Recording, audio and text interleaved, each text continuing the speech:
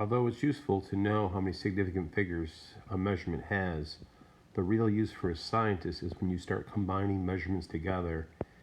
The result, no matter what measurements you're adding, can only be as accurate as the measurements you make.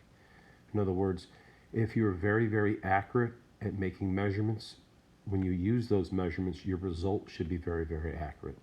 If you're not accurate at making measurements, then obviously the resultant should not be very accurate. Here's an example of two measurements, 4 and 4, being multiplied together to find out the area. Now, if you remember what I just said, is your answer can only be as accurate as the measurements that you make. Since this measurement only has one place of accuracy, and this measurement only has one place of accuracy, it's probably safe to assume that our answer is only going to be accurate to one place.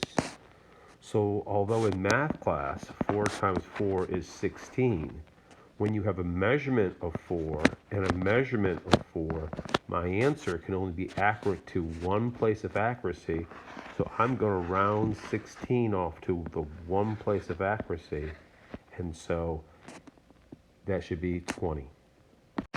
So if you were asked to find out the best estimate for the area of a square whose sides were 4 centimeters and 4 centimeters, the best estimate that you can give for the area would be 20 square centimeters.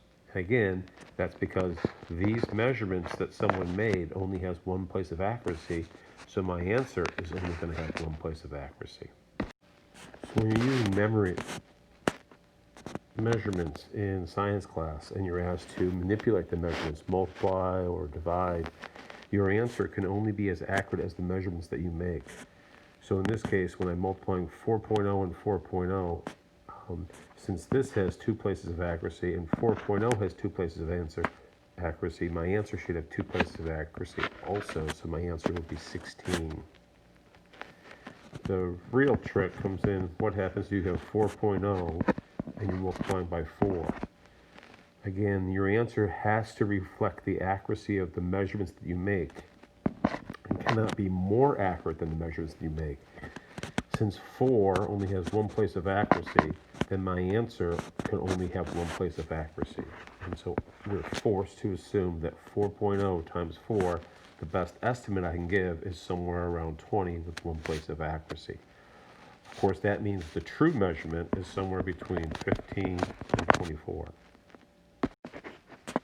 Of course, one of my favorite division problems is 22 divided by 7, which you might recognize as 3.14286, and so on and so on. Well, in science class, if you're trying to find out the density of an object and the mass that you measure on a scale is 22 grams, and that obviously has two places of accuracy, and you measure the volume, and the volume you record as 7 milliliters, that only has one place of accuracy. When you write down your answer for the density should be recorded as 3 grams per milliliter. Of course, the reason it only has one place of accuracy is because your volume only has one place of accuracy. If you want to get a more accurate answer, you better go back and remeasure, and you better be more careful with how you measure the volume. If the volume happened to be 7.0 and you're using two places of accuracy, then my density, of course, would be 3.1.